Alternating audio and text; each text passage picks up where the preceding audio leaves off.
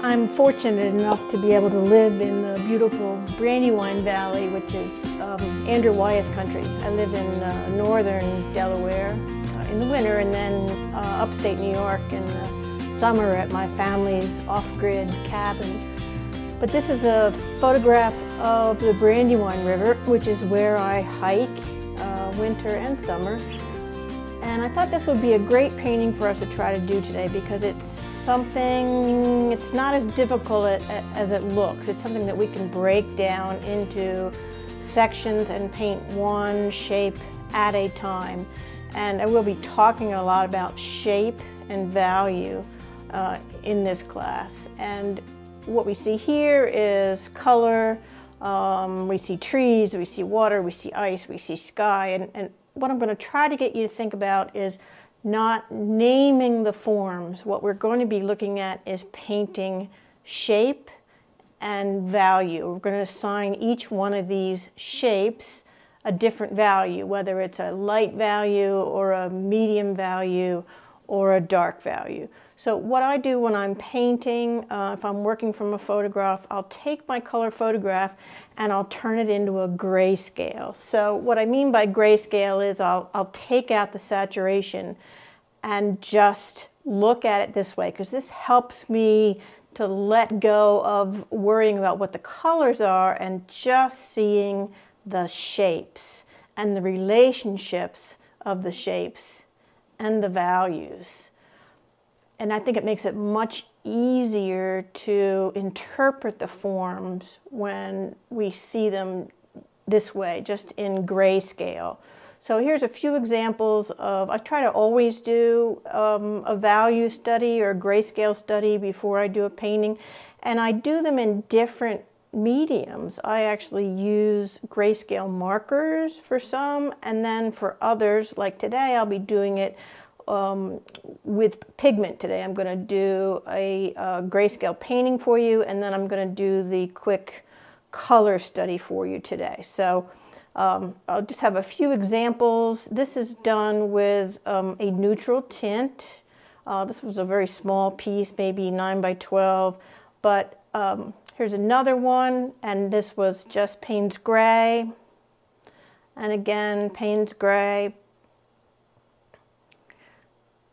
And it just shows you the power of the shape and the value. That's really where the story is being told and constructing. It's like the scaffolding of the painting.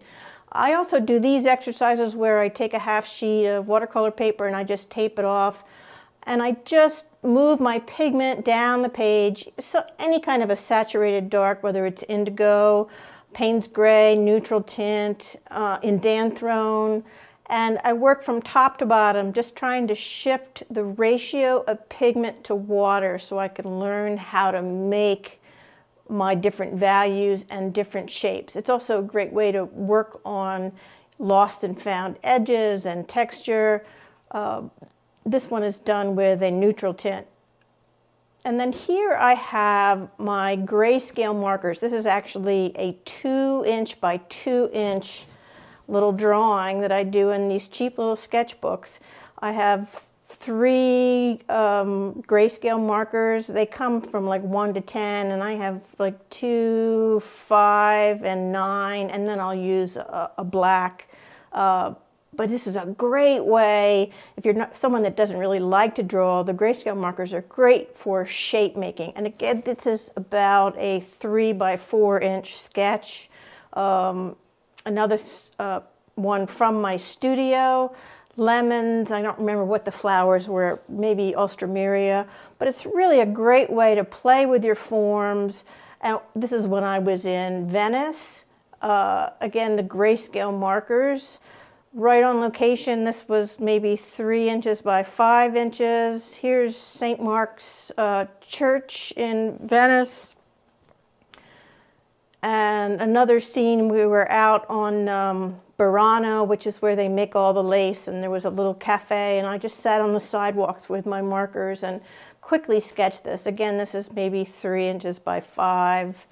A few more. On this one I did have a silver marker to bring back a little bit of the light, but just a great way to sketch figure out your shapes, figure out your values.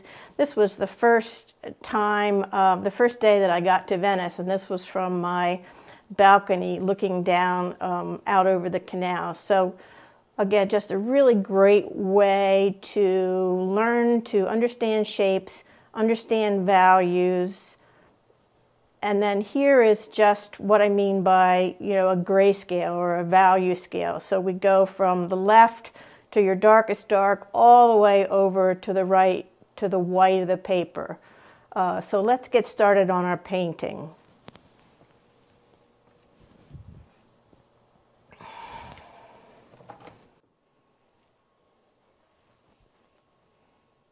Check one, check one. So we'll start this value study. I have a blank piece of paper here. I'm just going to use my pencil and draw a line across here to suggest the back line of trees. This is how I'm going to kind of sketch in tree shapes. Again, not thinking about the named forms, but just suggesting shape. And then I'll move on to that little piece of ice that's attached to the other bank of the river, sort of a shape like this. And then I'm going to draw the ice that's in the foreground. So again, just a series of lines, just breaking this into different horizontal shapes. And that should be it for that. So I'm going to just take a, you can use any kind of brush to do this. I'm just going to wet just this top area. You can use a round brush or a flat brush to do this. I am working on a slight angle here. You don't really have to do this painting on an angle, but I like working on a little bit of an angle. So I put a little bit of water on there, and again, just this top shape here. And I'm going to start off with some yellow ochre.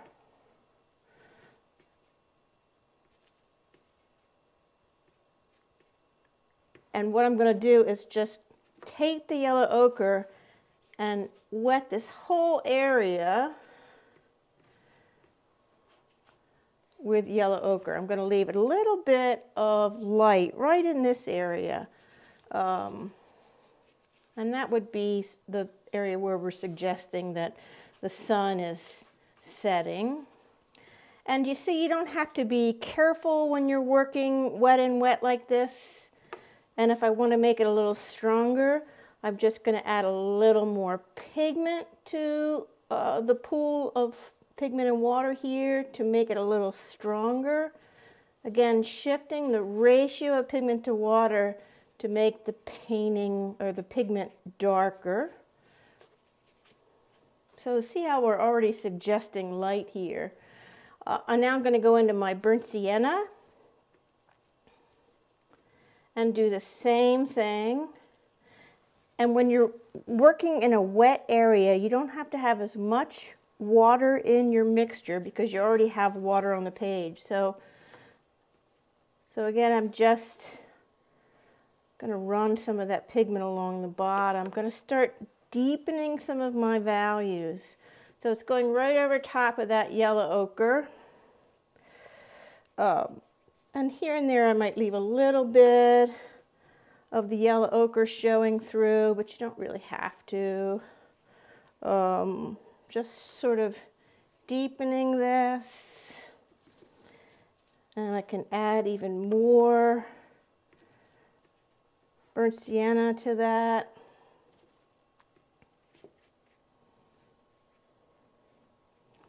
So now if I want to make burnt sienna darker, how do I do that? I'm going to take my burnt sienna here, and then I'm going to come over to my cobalt blue.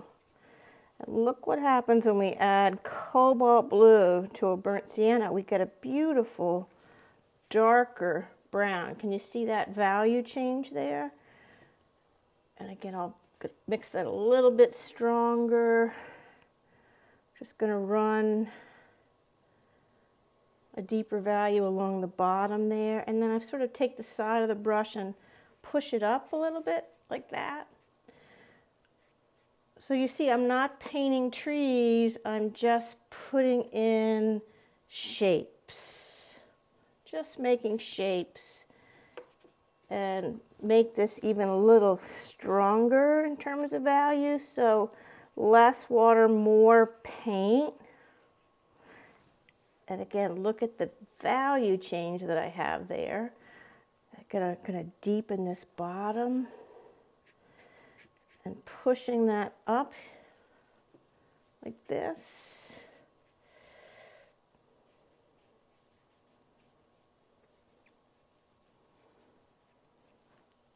Now that's better. And then if we want to go even darker, I can go into my ultramarine blue,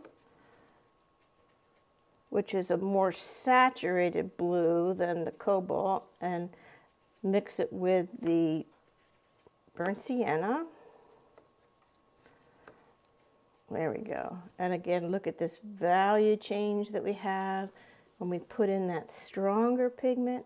And then here and there, I can just do some vertical marks and still just working on this one shape. The paint won't go anywhere where I haven't put water. And now I could get a brush that has a little bit more of a point. Let me grab one of these. Little better point. It's a synthetic, so has a better point on it. So with that sharper point, and again heavier pigment, I can start to make thinner lines that start to really show up as the darkest values. And I can put some suggestions of tree shapes, hinting at the volume of some of those forms. And maybe that comes right up there.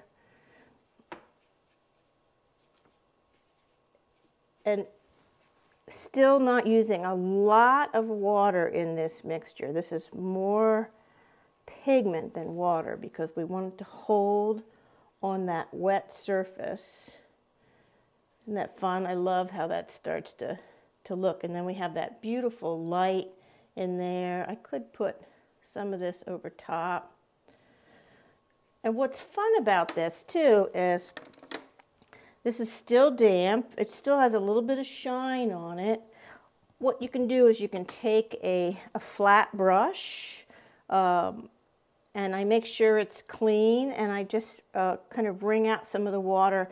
And then watch what you can do. You can actually lift pigment with your flat brush.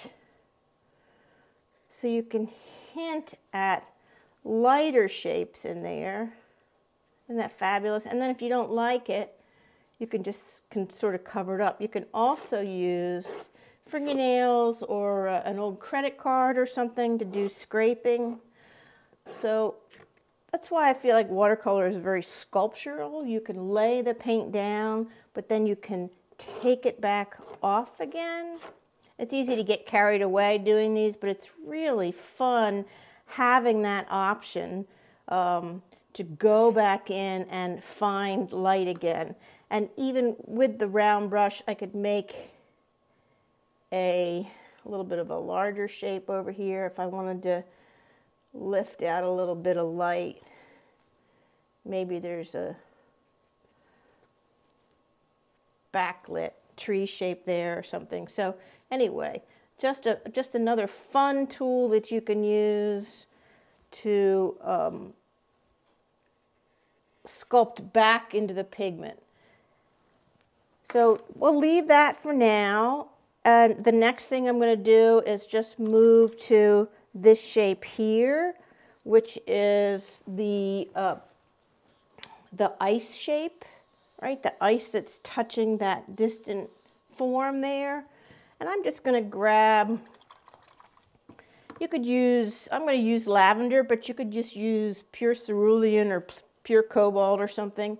So here's the lavender, and I'm going to use it pretty heavy, pretty pure, just a little bit of water in it. Here we go.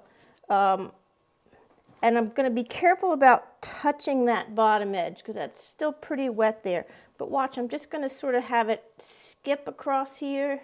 I'm going to try not to touch that edge. See how I'm getting those nice skips? And that's just from not having a whole lot of water in the mixture. There we go. Just pure pigment with just a little teeny bit of water in it.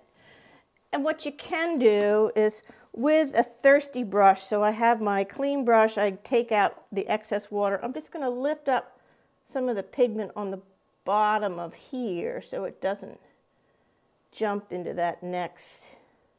There we go. And then I can just gently have these touch each other in a couple spots. So you get a little teeny bit of connection, but we still have some of that nice white that's there. That's looking pretty good. So now I can take clean water, and I'm just going to put water on this shape now. So this shape is the actual water that we're putting water on. And we're going to paint the reflections in the water.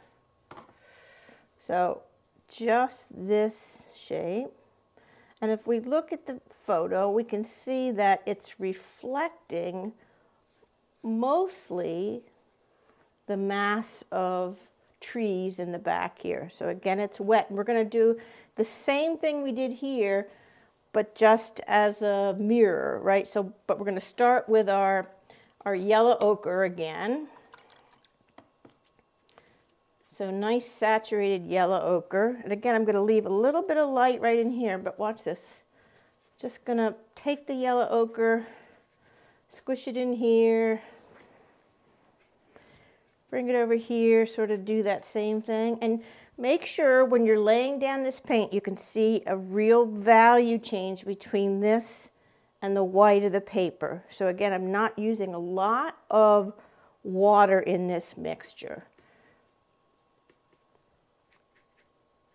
I'm bringing it right to that edge there.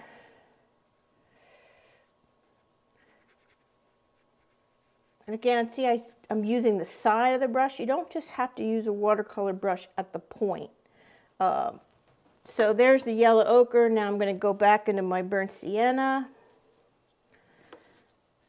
Here's the burnt sienna, and it's going to start with that darker line here along the top. And why I wet this at first, it was that way we don't get hard edges, so everything is really willing to kind of blend and kind of move down the page. If it's too dry, you can take I have a spray bottle, and I'm just going to lightly spray it. I'm about a foot away from it, so I just lightly sprayed it. It doesn't matter if I got that wet, but I got a little bit more water on here, and now I can kind of deepen some of this in places. Again, we're building up our layers in one area at a time.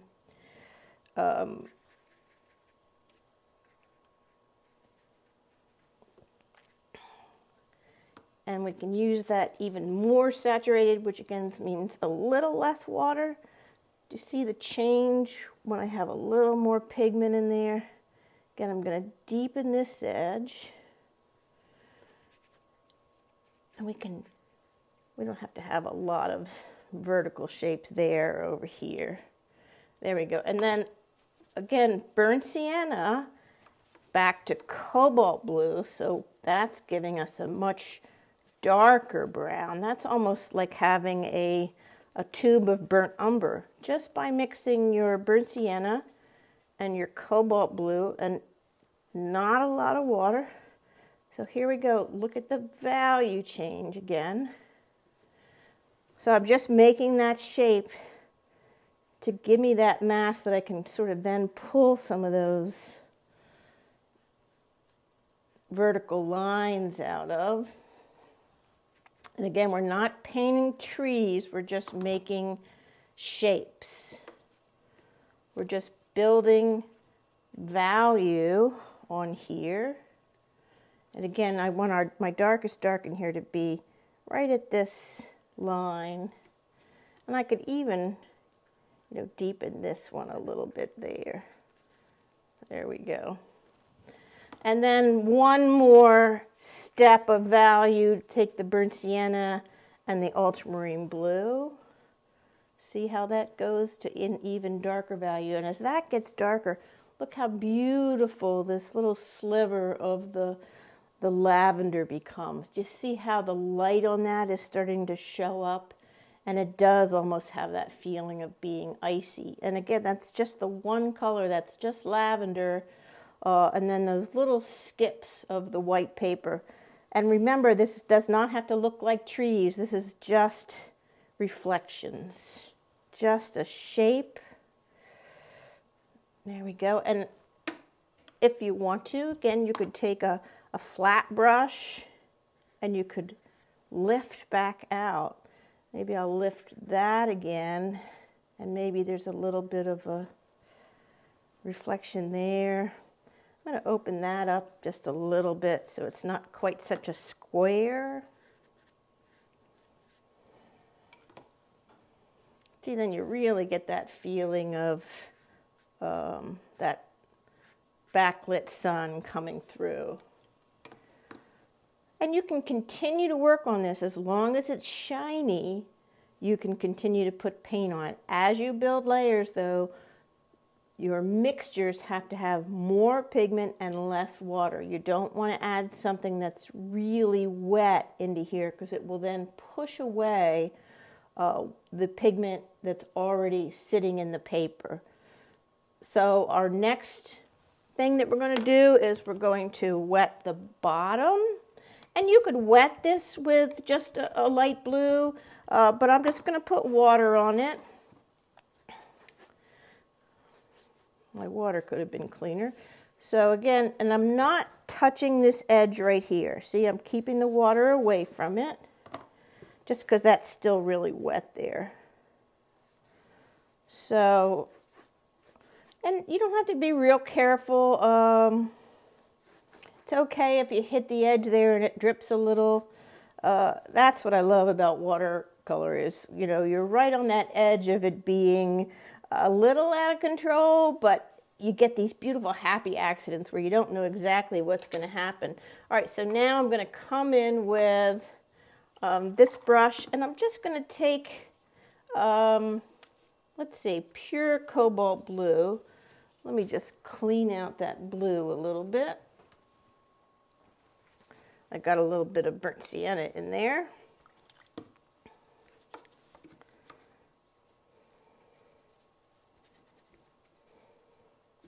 I'll add a little cerulean to it also.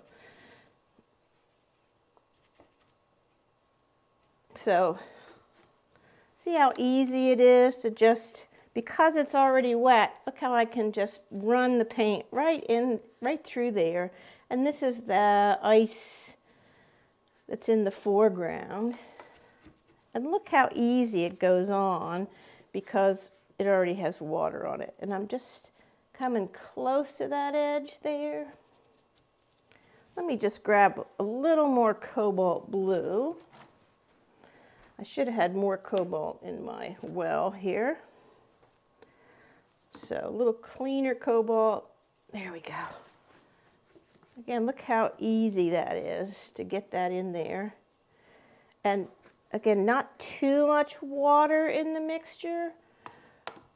And you could put cerulean in there. You could pop a little bit of lavender in there. You really could put whatever icy colors that you have in your palette. It doesn't ever have to be the colors that I'm using. And watch, I can just come up and soften that edge in a couple places. You can even take a spray bottle. If you want to get some texture, you can just lightly spray with a spray bottle and you'll get these little splatters of light that sort of break up the pigment. maybe a little more cobalt in a couple spots, or a little splattering with your brush, just splattering a little water on there to get texture. I might take a little bit of ultramarine for the deeper colors in the front because it's a little more in shadow as it comes towards us. See, look at that, just a little deeper in the foreground. This is where you can kind of play when you're working wet and wet. And we have to remember when we're just learning how to paint, and even if we've been painting for a long, long time, that, you know, this has never existed before. So you really can't make a mistake when you're learning, right? So you have to let yourself take risks. Let yourself not worry about it being perfect. And I always say, you know, do more than one of these, because the more we do, the more we paint a subject, the less precious it becomes, and the more we experiment and try things. And there's always more paper. You can always turn it over and paint on the back. So what I'm going to do now is I'm going to let this dry. I'm going to stop the tape for just a second, and I'm going to hair dry this, and we're going to come back and put back in some of those darker shapes, those darker sort of tree shapes that are on the side. So I'll be right back. I'm just going to dry this. Okay, so I'm back. I've dried it with my hair dryer. And to check and see if it's actually dry, what I do is I put the back of my hand on the painting, and if it still feels cool, it's not quite dry yet. So you can just let it dry naturally, or you can use a hair dryer. Sometimes I'll just put things out in the sun to dry as well. So what I'm going to do now, I'm just going to take my spray bottle. I'm going to just very lightly mist the surface. Just a teeny bit of water on there. I'm going to take some just pure lavender, almost pure pigment, and I'm using a brush that has a little bit more of a point. And what I want to do is I'm just going to hint at some of that ice that's just sort of floating down the river, and that's almost pure paint. But do you see how that sits on the top there, how nice that is? And I lightly spray the surface so it melts in there just a little bit. The next thing I'm going to do is put in some of those dark forms that you see in the foreground, not necessarily the way they are in the photograph, but something that's going to frame the painting a little bit more. So I'm just using Payne's Gray. Again, you could use a neutral tint. I'm just going to lightly spray it again. And I start at the bottom, and I use kind of dry paint. It's almost like a dry brush. I'll mix the pigment and then wipe some of it out into my paper towel. And I just sort of pull the brush up from the bottom and just sort of hint at some of these darker masses on this side without doing too much detail. Again, just trying to frame the painting a little bit, so that we're sort of looking through these dark forms on the side.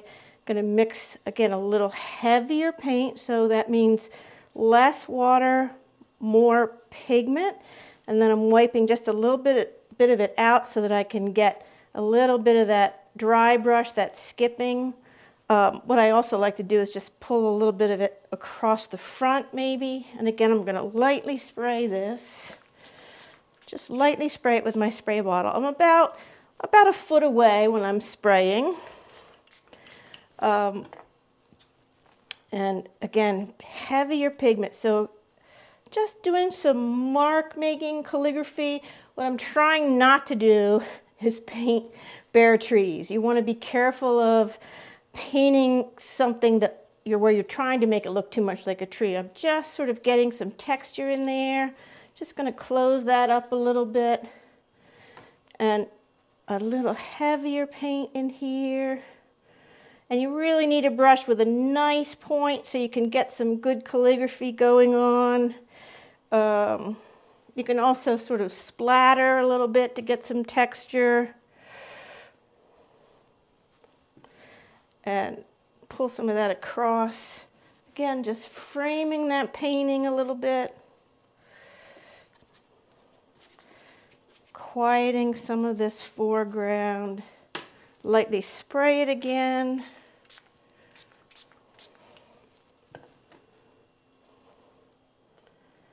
And I can make maybe one side even a little darker over here. Again, trying not to paint trees, just sort of thinking of a dark silhouette over on this side. There we go. Now we're starting to be able to see light through that dark shape there. And then a little bit more over here maybe. Again, not too much detail.